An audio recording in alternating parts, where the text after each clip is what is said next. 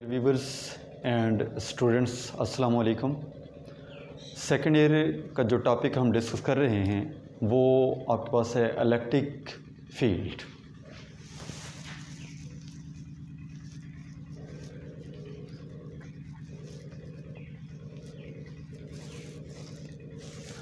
Electric field जैसे कि नाम से ज़ाहिर है, electric mean charge particle, field उसके अराउंड एक रीजन स्पेस, इसी को हम क्या नाम देते हैं, इलेक्ट्रिक फील्ड। द स्पेस और region around a charge in which it exert force on another charge is called electric field. जैसे ज़मीन के गिर्द एक ऐसा रीजन, एक ऐसा स्पेस जहाँ पर ज़मीन अपनी फोर्स उस उन अजसाम के ऊपर, उन ऑब्जेक्ट्स के ऊपर अप्लाई करती है, उसको ग्रेविटेशनल फील्ड का नाम देते हैं।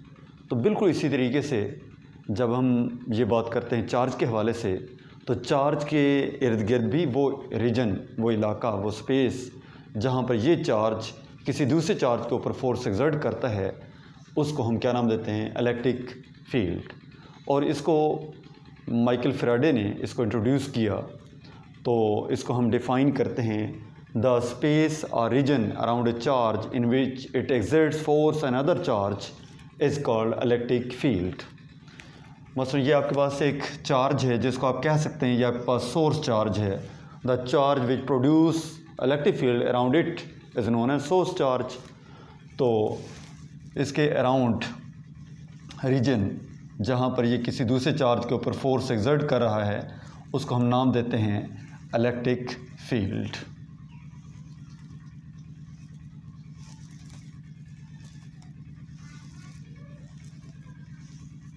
अब जितना चार्ज से हम अवे मूव करेंगे उतना इसका फील्ड वीक होगा, और जितना हम इस चार्ज के करीब रहते हैं उतना इसकी फोर्स ऑफ अट्रैक्शन या रिपल्शन इंक्रीज़ होती है।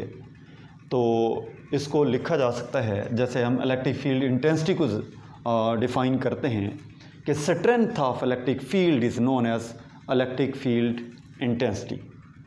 The strength of electric field is known as electric field intensity. और इसको हम इस रिलेशन से भी डिफ़ाइन कर सकते हैं, electric field intensity is equal to force per unit charge. Force per unit charge is known as electric field intensity. Source charge आपके पास क्यों था, यहाँ पर इसको चेक करने के लिए जो हमने चार्ज लिया वो आपके पास क्यों नॉट है, जो हमेशा एक पॉइंट चार्ज होता है जिसको हम क्यों नॉट से रिप्रेजेंट करते हैं। तो जैसे वो इस रीजन में आएगा, इस स्पेस ऑफ चार्ज क्यों में, तो ये चार्ज क्यों इसके ऊपर, क्यों नॉट के ऊपर फोर्स एक्सर्ट करेगा। तो ये कहलाएगा टेस्ट चार्ज, जिसको आप पॉइंट चार्ज भी का भी नाम देते हैं, और ये हमेशा पॉजिटिव ही होता है।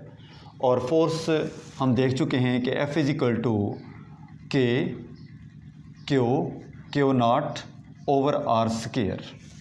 जैसा कि हम लोगों ने कॉलम्स लॉ में पढ़ा कि फोर्स ऑफ अट्रैक्शन और repulsion between the two charges is directly proportional to product of magnitude of the charges and inversely proportional to square of the distance between them. अब हमारे पास चार्ज क्यू और q naught हैं, तो F is equal to k q naught over r square है। ये value इस relation में पुट कर दें तो ये आपके पास ये बन जाएगा is equal to k q naught over r square into 1 over q naught. Q naught से क्यू नॉट कैंसिल होगा, तो ये बन जाएगा is equal to k q over r square. यहाँ पे ये हम ऑब्ज़र्व कर रहे हैं, जस्ट ये मैग्नीट्यूड फॉर्म में लिखा है। अगर वेक्टर फॉर्म में लिखेंगे तो इस टर्म में आप लिख सकते हैं is equal to k q over r square into r unit vector. ये उसकी मैग्नीट्यूड होगी और ये उसकी डायरेक्शन। और ई इलेक्ट्रिक इंटेंसिटी हमारे पास एक वेक्टर क्वांटिटी है, और ये उसकी मैग्नीट्यूड फॉर्म में, ये वेक्टर फॉर्म में है। और यहाँ पे ये हम ऑब्ज़र्व कर रहे हैं कि electric field intensity is inversely proportional to square of the distance between them. As you move away from the source charge then force of attraction और repulsion will be decreases. As you move towards the source charge, then force of attraction or repulsion will be increases. जितना distance इसका increase होता जाएगा उतनी electric intensity, जितना इसका distance को आप इंक्रीज़ करते जाएंगे इलेक्ट्रिक इंटेंसिटी डिक्रीज़ होती जाएगी, और जब आप डिस्टेंस को डिक्रीज़ करेंगे मीन चार्ज क्लोज़र होंगे तो इलेक्ट्रिक इंटेंसिटी इंक्रीज़ हो जाएगी। इन दोनों का आपस में ताल्लुक़ इन्वर्सली प्रोपोर्शनल होगा। तो ये हमारे पास इलेक्ट्रिक इंटेंसिटी का रिलेशन आया। और जैसा कि यहाँ पे हम देख रहे हैं कि electric intensity force per unit charge है, और इस हवाले से इसी रिलेशन से आप इसका यूनिट भी फाइंड आउट कर सकते हैं। यूनिट ऑफ इलेक्ट्रिक इंटेंसिटी ये आपके पास होगा, फोर्स की यूनिट न्यूटन और चार्ज का यूनिट होता है कूलम, तो ये बन जाएगा न्यूटन पर कूलम। और इसको आगे जब हम इसको नेक्स्ट टॉपिक्स में डिस्कस करते हैं तो इलेक्ट्रिक इंटेंसिटी का एक और यूनिट भी हम वहाँ पे इसको एक्सप्लेन करेंगे कि इसका एक और यूनिट वोल्ट पर मीटर स्क्वायर, वोल्ट पर मीटर स्क्वायर, ये भी आपके पास यूनिट है इलेक्ट्रिक फील्ड इंटेंसिटी का। ये वहाँ पे हम इसको नेक्स्ट वीडियो में इंशाल्लाह इसको एक्सप्लेन करेंगे। अब हमारे पास ये इलेक्ट्रिक फील्ड लाइंस, इनको क्यों कहा जाता है, क्योंकि जैसे जब चार्ज आपने टेस्ट चार्ज रखा, ये क्यों सोर्स चार्ज इसके ऊपर फोर्स एक्सर्ट करेगा, क्योंकि ये पॉजिटिव है, ये भी पॉजिटिव चार्ज है, ये पॉजिटिव को क्या करता है, रिपेल करता है, और ये एक पार्टिकुलर पाथ को फॉलो कर रहा है, एक पार्टिकुलर लाइन के ऊपर ये मूव कर रहा है, और जिस लाइन को ये फॉलो कर रहा है उसको हम कहते हैं electric field lines. The direction in which the source charge exert force on test charge which is on a particular path that is known as electric field lines। ये आपके पास टॉपिक था इलेक्ट्रिक फील्ड लाइंस के हवाले से।